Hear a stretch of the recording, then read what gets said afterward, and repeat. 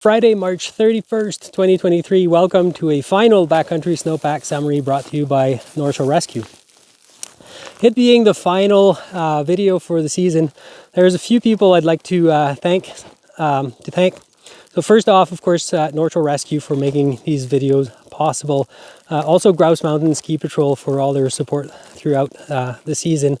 Trinsic Optics, who out of the blue decided to provide me with these sweet goggles. Should really check them out. And also all of the search and rescue teams. So this video, of course, is centered around the south coast and more specifically sort of Sea to Sky area. But if you're looking at a map, you know, between Hope and Pemberton and Duffy Lake Road, there are 13 search and rescue teams in that area. And these teams are available and on standby for you 24/7. In there you have everything. You'll have some mountain guides and a rope rescue technician. You will have some avalanche forecaster. You'll have some kayakers, some skiers, some snowmobilers, some mountain bikers. You'll have doctors and nurses and paramedics, but also like carpenters. And so all of these people have decided that this was the way they wanted to contribute to their community. And so that represents in the Sea to Sky corridors hundreds of people, each of them putting in hundreds and hundreds of hours of volunteer work so that rescue can be accessible and remain free. So I would say that, you know, if you recreate in the Sea to Sky corridor, it would be really nice if you could chip a few dollars towards your search and rescue team, because we do get some funding from the province, but it doesn't come anywhere near to cover all the operating costs.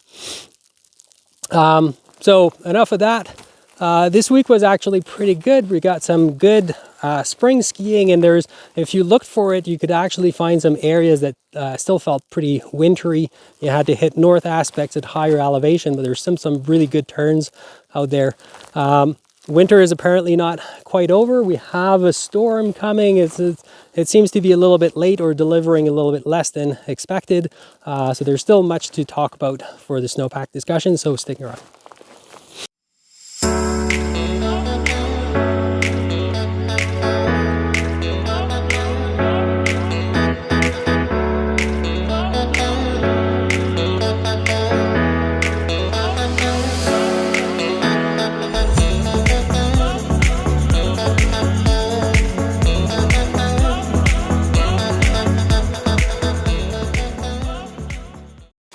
This week we're on a northeast aspect at 1,200 meters.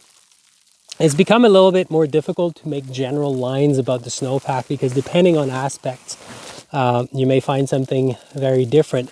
So if we look at the past week, one of the biggest feature of the week was a bit of a windstorm that we had on Tuesday.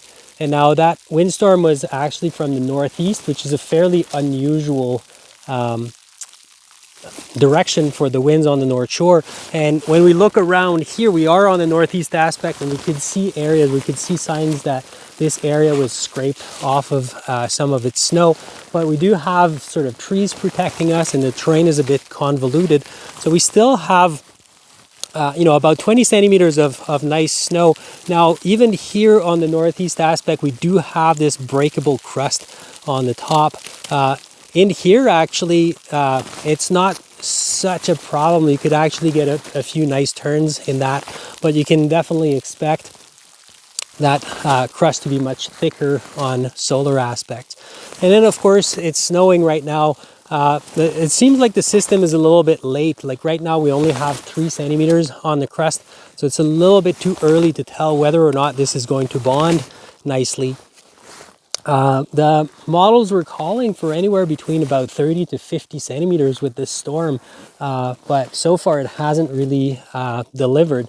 So either it's a little bit late or it's going to be a bit of a dud and we're going to get much less than the forecast. So that's, I think, going into the weekend, the big question mark is how much snow are we going to get?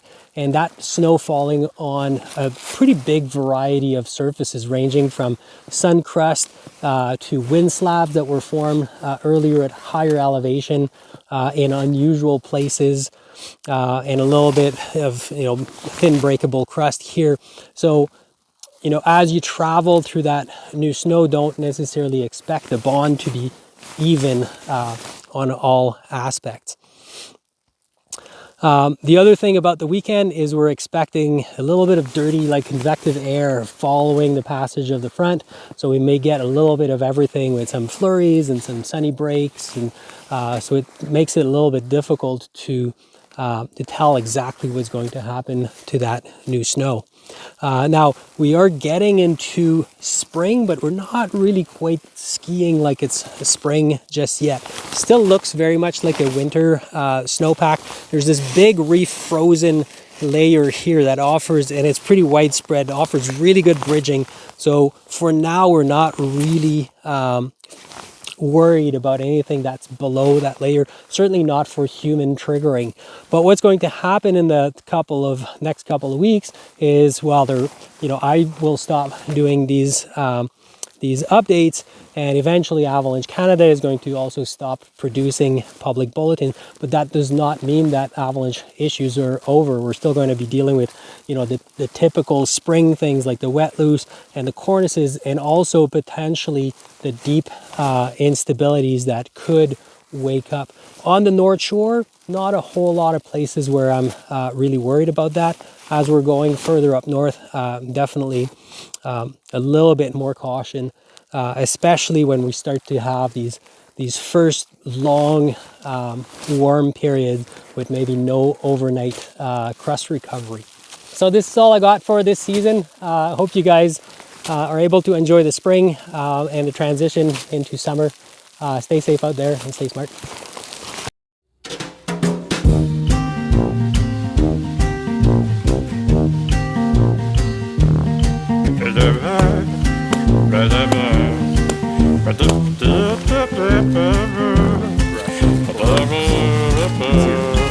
And here. Give it a kick. Like it.